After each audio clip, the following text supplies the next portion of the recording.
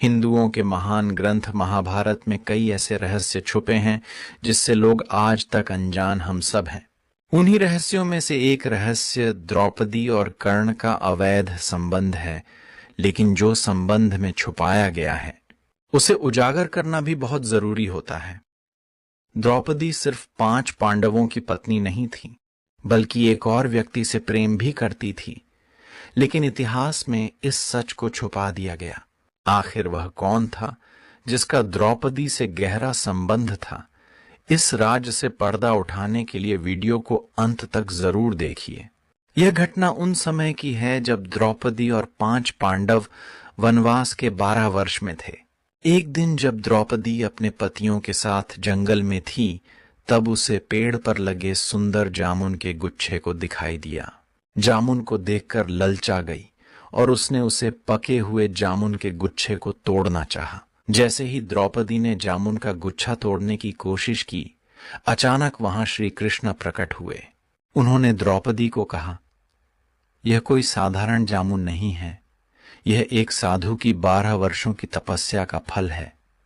वह साधु आज इस जामुन को खाकर अपना उपवास समाप्त करने वाला था, किंतु तुमने इसे पहले ही तोड़ लिया, जिससे तुम्हें साधु के श्राप का सामना करना पड़ेगा। यह सुनकर द्रौपदी घबरा गई और कृष्ण से बोली, क्या इसे ठीक नहीं किया जा सकता?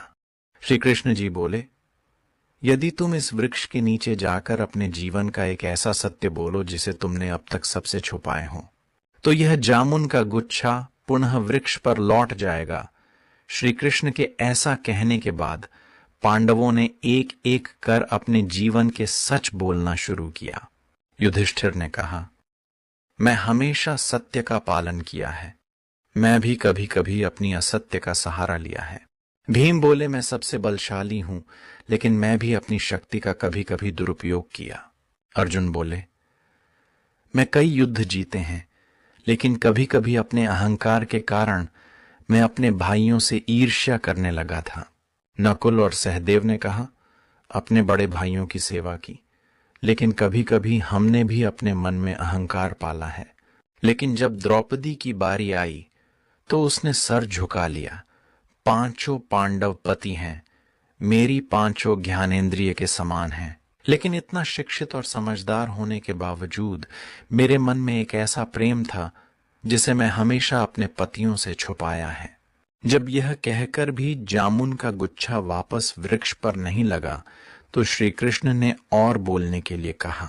द्रौपदी ने हिम्मत जताकर कहा, जब मेरा विवाह नहीं हुई थी, तब मेरे हृदय में 5 पांडवों से भी अधिक प्रेम कोई और नहीं, गिरिराज कर्ण से था।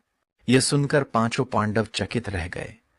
भीम, नकुल और सहदेव आश्चर्य में पड़ गए, जबकि अर्जुन की आंखें आशंका और द्रौपदी ने आगे कहा, मैंने केवल कर्ण के सूत पुत्र होने के कारण उसे विवाह नहीं किया। कर्ण के लिए आज भी एक विशेष स्थान हमेशा बना है। यह सुनते ही श्री कृष्ण मुस्कुराए और जामुन तुरंत वापस वृक्ष पर जा लगा। यही कारण था कि जब द्रौपदी स्वर्गारोहण की यात्रा के दौरान गिरी, तो युधिष्ठिर ने स्पष्ट रूप से कहा कि उसने अपने हृदय के कथा हमें यह भी सिखाती है कि मनुष्य अपने जीवन में सत्य को जितना भी छुपा ले, अंत में सत्य को सामने आना ही पड़ता है। उनका कहना प्रेम और विवाह तक सीमित नहीं था, जिन्होंने अपने अपमान का बदला लेने के लिए अपना सब कुछ हार दिया। तो दुर्योधन ने द्रौपदी को सभा में घसीट कर लाने का आदेश दिया था। जब द्रौपदी का अपमान चरम पर पहुंच गया, दुशासन ने उनके चीर को खींचना शुरू किया था। तो भगवान श्री कृष्ण की कृपा से उनका अनंत हो गया। इस अपमान ने द्रौपदी के हृदय में प्रतिशोध की आग जला दी।